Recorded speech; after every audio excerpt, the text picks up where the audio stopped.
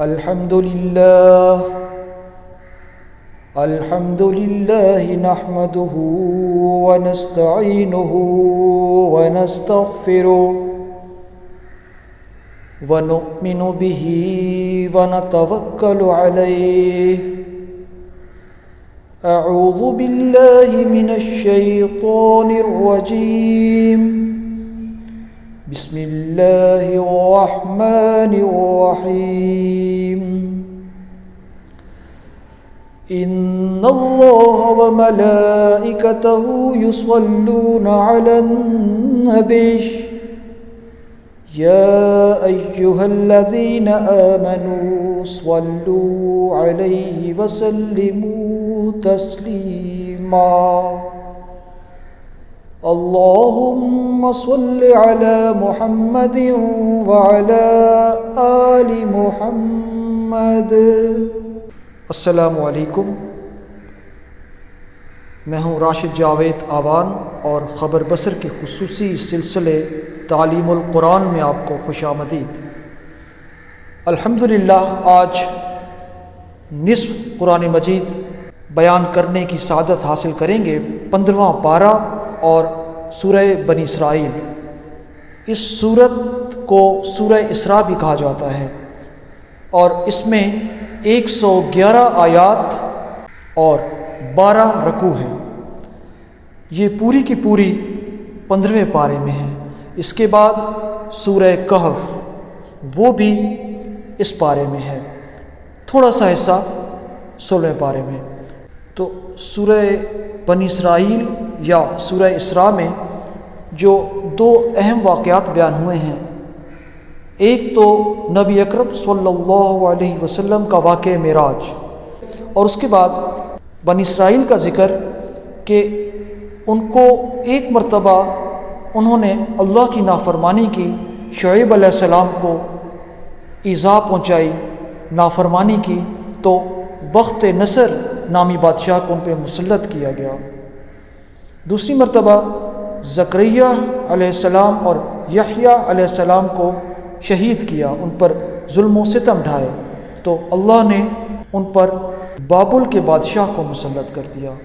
تو بنی اسرائیل ایسی قوم کہ زندگی کے ہر موڑ اور ہر راستے پر اللہ کی نافرمانی کی، اللہ کی سب سے محبوب قوم تھی، لیکن پھر مغضوب ہو گئی۔ اب شروع کرتے ہیں سورہ بنی اسرائیل۔ اعوذ باللہ من الشیطان الرجیم۔ بسم اللہ الرحمن الرحیم۔ سبحان الذي أسرى بعبده ليلا من المسجد الحرام إلى المسجد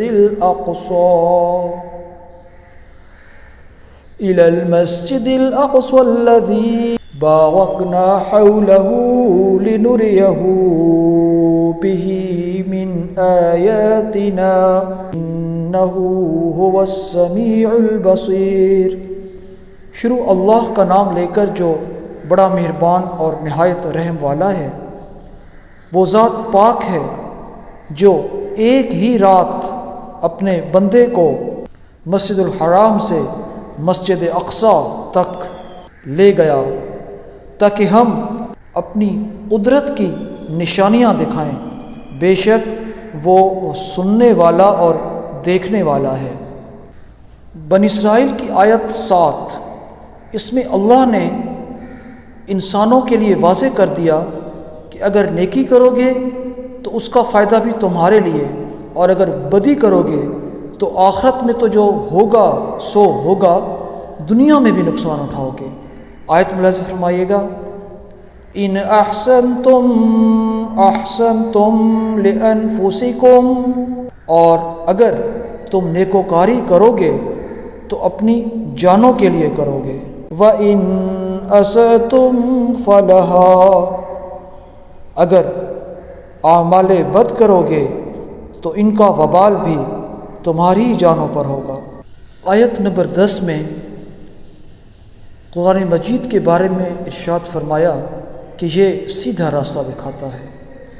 ترجمہ دیکھیے گا، یہ قرآن وہ راستہ دکھاتا ہے جو سب سے سیدھا ہے، اور مومنوں کو جو نیک عمل کرتے ہیں بشارت دیتا ہے کہ ان کے لیے اجر عظیم ہے، اور جو آخرت پر ایمان نہیں رکھتے ان کے لیے دکھ دینے والا عذاب ہے۔ تو گویا قرآن مجید دونوں باتیں بتا رہا ہے، اگر اس پہ عمل کیا جائے گا تو اجر عظیم، نہ کیا جائے گا تو دکھ دینے والا عذاب۔ آیت نمبر 13 میں بتایا گیا کہ قیامت کے دن ہر شخص کے اعمال ایک کتاب کی صورت میں اس کے گلے میں لٹکا دیے جائیں گے۔ ترجمہ دیکھیے گا، اور ہم نے ہر انسان کے اعمال کو بصورت کتاب اس کے گلے میں لٹکا دیا ہے، اور قیامت کے روز وہ کتاب اسے نکال کر دکھائیں گے جسے وہ کھلا ہوا دیکھے گا۔ اب اس کتاب کے بارے میں اللہ قیامت کے دن انسان سے کیا کہے گا، آیت دیکھیے گا، اقرأ کتابک، کہا جائے گا اپنی کتاب پڑھ، کفی بنفسک اليوم علیک حسیبا، کہا جائے گا اپنی کتاب پڑھ لے، تو آج اپنا آپ ہی محاسب کافی ہے۔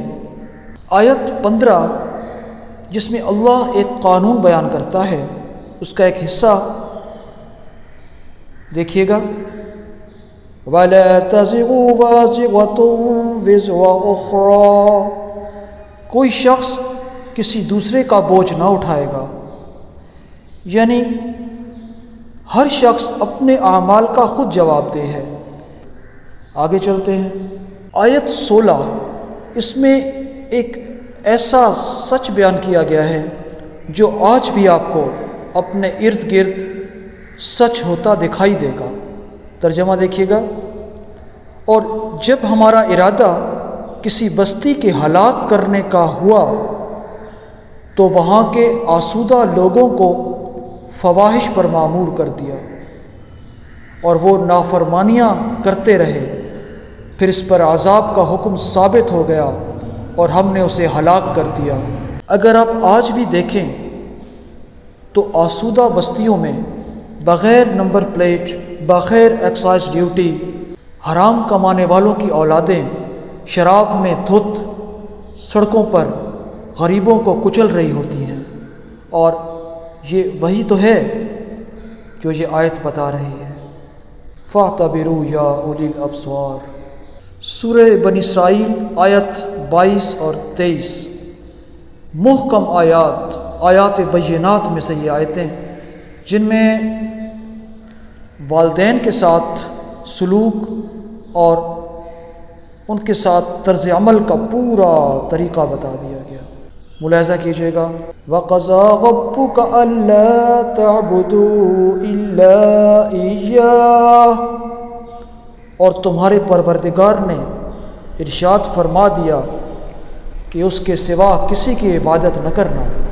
وَبِالْوَالِدَيْنِ إِحْسَانًا، اور والدین کے ساتھ احسان کرنا، اگر ان میں سے ایک یا دونوں تمہارے سامنے بڑھاپے کو پہنچ جائیں تو ان کو اف تک نہ کہنا اور نہ انہیں جھڑکنا، اور ان سے بات ادب کے ساتھ کرنا، اور عجز و نیاز سے ان کے آگے جھکے رہو، اور ان کے حق میں دعا کرو کہ اے پروردگار، جیسے انہوں نے مجھے بچپن میں شفقت سے پرورش کیا ہے تو بھی ان کے حال پر رحم فرما۔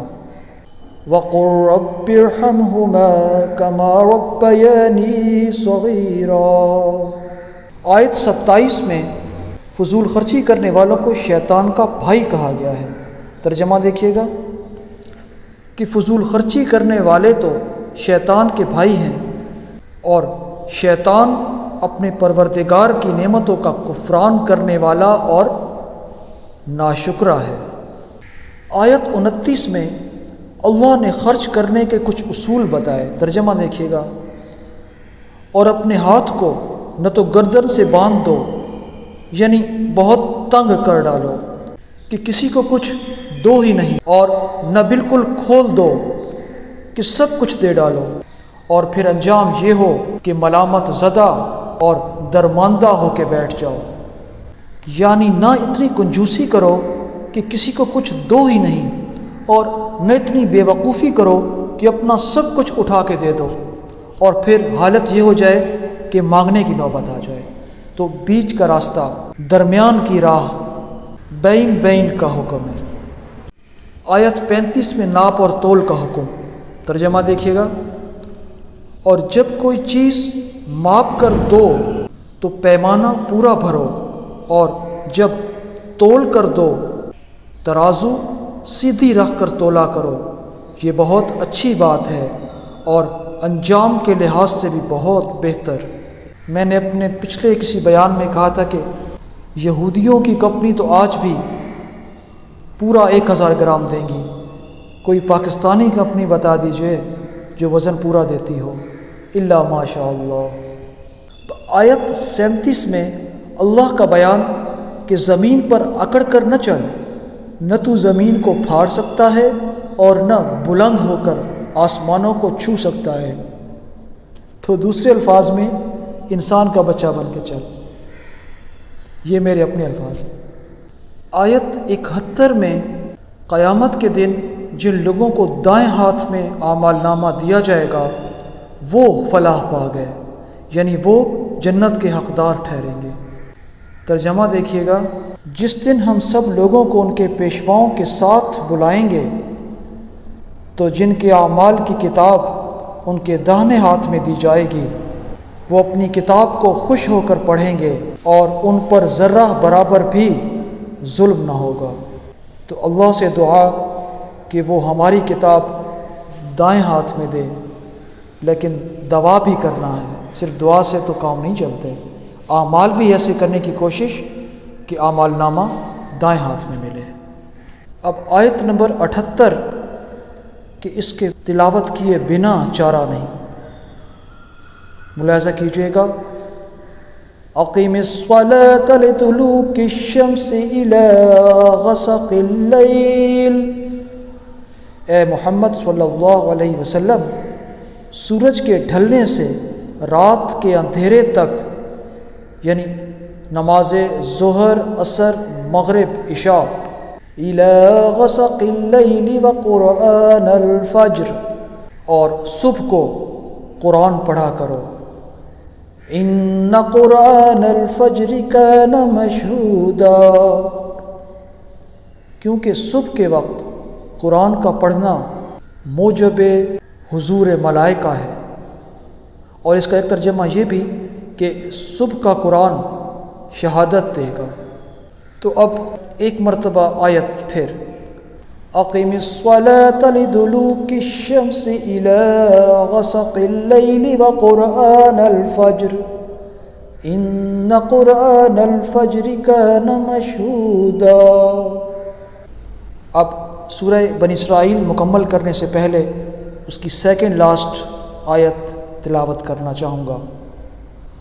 قُلِ ادْعُوا اللَّهَ أَوِ ادْعُوا الرَّحْمَنَ أَيَّمَّا تَدْعُوا فَلَهُ الْأَسْمَاءُ الْحُسْنَى، کہہ دو کہ تم اللہ کو اللہ کے نام سے پکارو یا رحمان کے نام سے، جس نام سے پکارو اس کے سب نام اچھے ہیں۔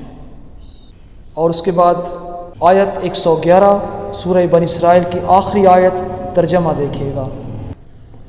اور کہو کہ سب تعریف اللہ ہی کو ہے، جس نے نہ تو کسی کو بیٹا بنایا اور نہ اس کی بادشاہی میں کوئی شریک ہے، اور نہ اس وجہ سے کہ وہ عاجز و ناتواں ہے کوئی اس کا مددگار ہے، اور اس کو بڑا جان کر اس کی بڑائی کرتے رہو۔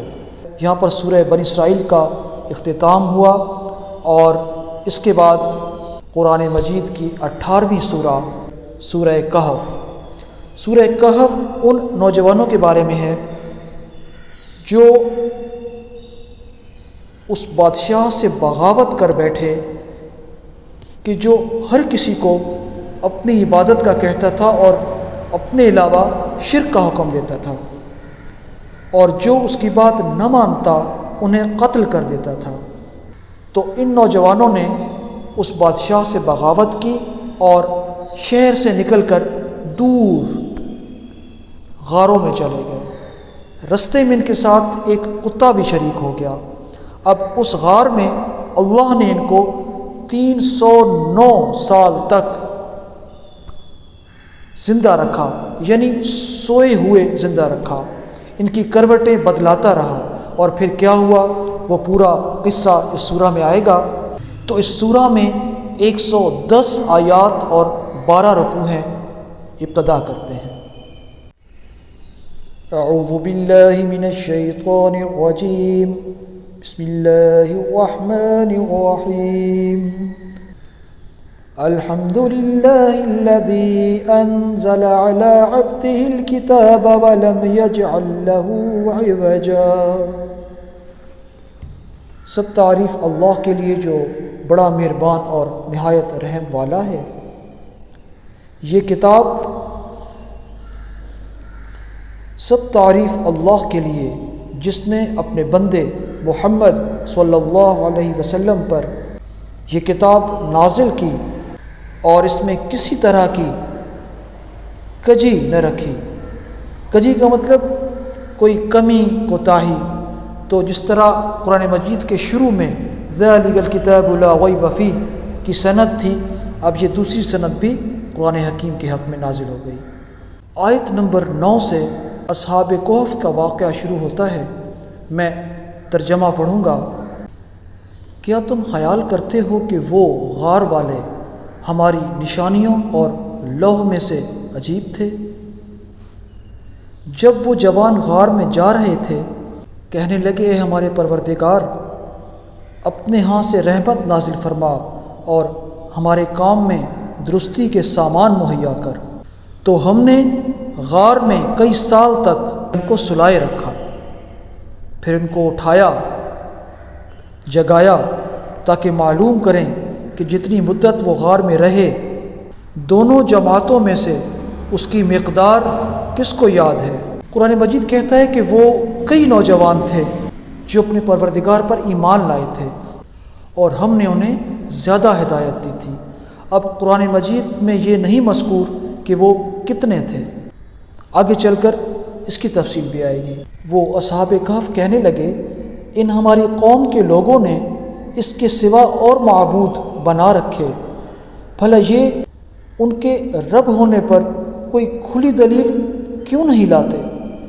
تو اس سے زیادہ کون ظالم ہے جو اللہ پر جھوٹ باندھے؟ اور جب تم نے ان مشرکوں سے اور جن کی یہ اللہ کے سوا عبادت کرتے ہیں ان سے کنارہ کر لیا ہے تو غار میں چل رہو، تمہارا پروردگار تمہارے لیے اپنی رحمت وسیع کر دے گا اور تمہارے کاموں میں آسانی مہیا کرے گا۔ پھر قرآن مجید میں اس بات کا ذکر کہ جب سورج چڑھتا تو ان کا سایہ دائیں طرف ہو جاتا اور جب سورج غروب ہوتا تو ان کا سایہ بائیں طرف ہو جاتا، اور اللہ بیان کرتا ہے کہ وہ ہماری نشانیوں میں سے نشانی تھے۔ آیت 18، اور تم ان کو خیال کرو کہ جاگ رہے ہیں حالانکہ وہ سوتے ہیں، اور ہم ان کو دائیں اور بائیں کروٹ بدلاتے ہیں، اور ان کا کتا چوکھٹ پر دونوں ہاتھ پھیلائے ہوئے تھا۔ اگر تم ان کو جھانک کر دیکھتے تو پیٹھ پھیر کر بھاگ جاتے اور ان سے دہشت زدہ ہو جاتے۔ اور اسی طرح ہم نے انہیں اٹھایا تاکہ آپس میں ایک دوسرے سے دریافت کریں۔ ایک کہنے والے نے کہا کہ تم یہاں کتنی مدت رہے؟ انہوں نے کہا کہ 1 دن یا اس سے بھی کم۔ انہوں نے کہا کہ جتنی مدت تم رہے ہو تمہارا پروردگار اس کو خوب جانتا ہے، تو اپنے میں سے کسی کو یہ روپیہ دے کر شہر بھیجو کہ وہ نفیس کھانا لائے اور آہستہ آہستہ آئے جائے تاکہ کسی کو خبر نہ ہو۔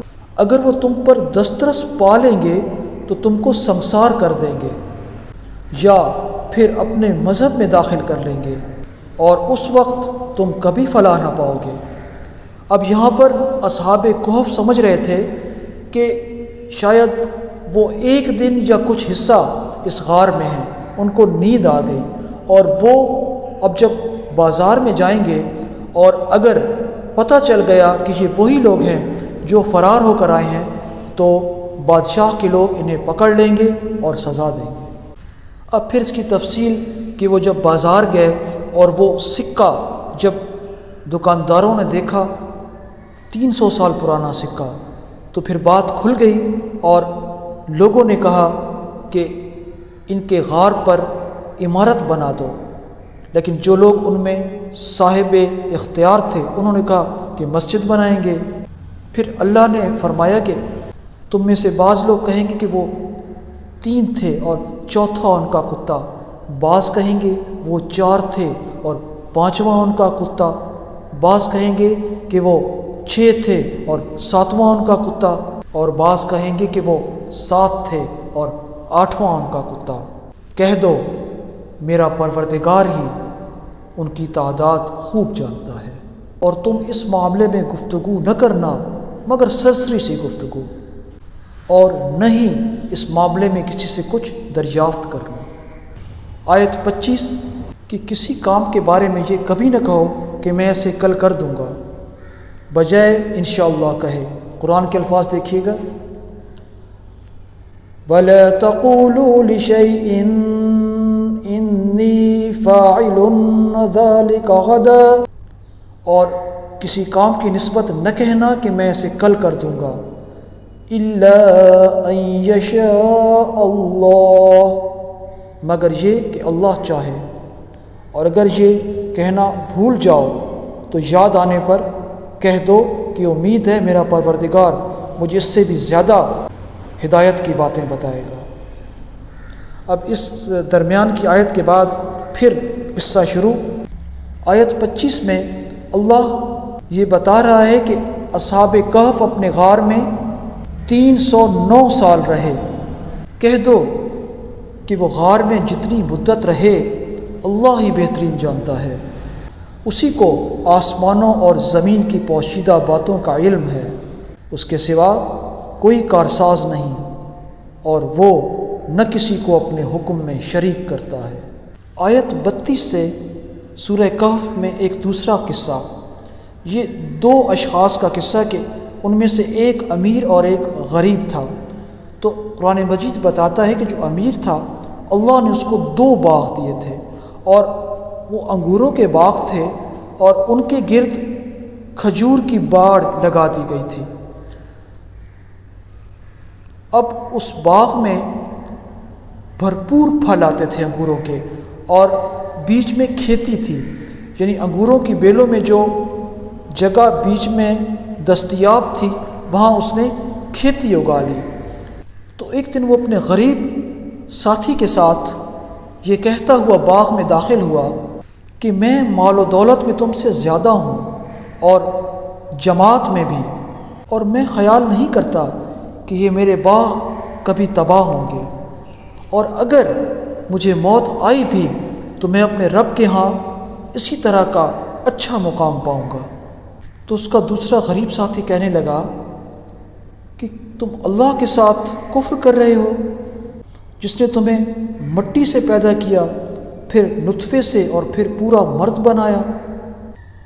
مگر میں تو یہ کہتا ہوں کہ اللہ ہی میرا پروردگار ہے، اور میں اپنے پروردگار کے ساتھ کسی کو شریک نہیں کرتا۔ اور وہ غریب ساتھی اس امیر شخص کو کہنے لگا، وَلَوْلَا إِذْ دَخَلْتَ جَنَّتَكَ قُلْتَ مَا شَاءَ اللَّهُ لَا قُوَّةَ إِلَّا بِاللَّهِ، اور بھلا جب تم اپنے باغ میں داخل ہوئے تو تم نے ما شاء اللہ لا قوت الا باللہ کیوں نہ کہا؟ اگر تم مجھے مال اور اولاد میں اپنے سے کمتر دیکھتے ہو تو عجب نہیں کہ پروردگار مجھے تمہارے باغ سے بہتر عطا فرمائے، اور تمہارے اس باغ پر آسمان سے آفت بھیج دے اور یہ صاف میدان ہو جائے، یا اس کی نہر کا پانی گہرا ہو جائے اور تم اسے واپس نہ لا سکو۔ پھر اس کے بعد قرآن مجید بتاتا ہے کہ اس کے باغ کے میوے سوکھنے شروع ہو گئے اور اس کے انگوروں کے چھتے اپنی چھتریوں پر گر کر سوکھنے لگے۔ پھر وہ حسرت سے ہاتھ ملنے لگا اور کہنے لگا کاش میں اپنے پروردگار کے ساتھ کسی کو شریک نہ بناتا، اور اس وقت اللہ کے سوا کوئی اس کا مددگار نہ بن سکا اور نہ وہ بدلہ لے سکا۔ اب آیت 54 کا ترجمہ دیکھیے، اور ہم نے اس قرآن میں لوگوں کے سمجھانے کے لیے طرح طرح کی مثالیں رکھی ہیں، لیکن انسان سب چیزوں سے بڑھ کر جھگڑالو ہے۔ آیت نمبر 60 سے موسیٰ علیہ السلام اور خضر علیہ السلام کا واقعہ شروع ہوتا ہے کہ موسیٰ علیہ السلام نے خضر علیہ السلام سے کہا کہ مجھے اپنے ساتھ سفر میں ساتھ رکھیے، تو انہوں نے کہا کہ تم میرے ساتھ صبر نہ کر سکو گے۔ موسیٰ علیہ السلام نے وعدہ کیا کہ میں چپ رہوں گا، تو دونوں چل پڑے۔ تھوڑا سا چلے تھے کہ خضر علیہ السلام نے کشتی میں سوراخ کر دیا۔ موسیٰ علیہ السلام فوراً بول اٹھے یہ کیا؟ تو انہوں نے کہا تھا کہ میں نے وعدہ لیا تھا مجھ سے کچھ پوچھنا مت۔ موسیٰ علیہ السلام نے بھی کہہ دیا کہ اب میں خاموش رہوں گا۔ آگے چلے تو خضر علیہ السلام نے ایک لڑکے کو قتل کر دیا۔ موسیٰ علیہ السلام کہنے لگے کہ یہ کیا، آپ نے اسے ناحق قتل کر دیا؟ تو خضر کہنے لگے کہ میں نے کہا تھا مجھ سے کچھ مت پوچھنا۔ موسیٰ علیہ السلام نے کہا کہ نہیں، اب میں نہیں پوچھوں گا۔ پھر چلے، ایک گاؤں میں پہنچے، ان سے کھانا طلب کیا تو کسی نے بھی کھانا نہیں دیا اور ان کی ضیافت سے انکار کر دیا۔ خضر علیہ السلام نے ایک دیوار دیکھی جو گرنے ہی والی تھی، تو آپ نے اسے سیدھا کر دیا اور چل پڑے۔ موسیٰ علیہ السلام نے پھر دریافت کیا کہ گاؤں والوں نے تو آپ کو کھانا ہی نہیں دیا، اگر آپ چاہتے تو یہ دیوار سیدھی کرنے کی مزدوری لے سکتے تھے۔ خضر علیہ السلام نے کہا کہ بس اب تمہارا اور میرا ساتھ ممکن نہیں، ہمارے راستے جدا۔ لیکن میں تمہیں ان باتوں کی حقیقت بتا دوں جو میں نے راستے میں سر انجام دیے۔ جب میں نے کشتی کو سوراخ کیا تو وہ اس لیے کہ آگے ظالم بادشاہ کے لوگ اچھی اور مکمل کشتیاں پکڑ رہے تھے، تو میں نے اسے عیبدار کر دیا تاکہ غریب آدمی کی کشتی محفوظ رہے۔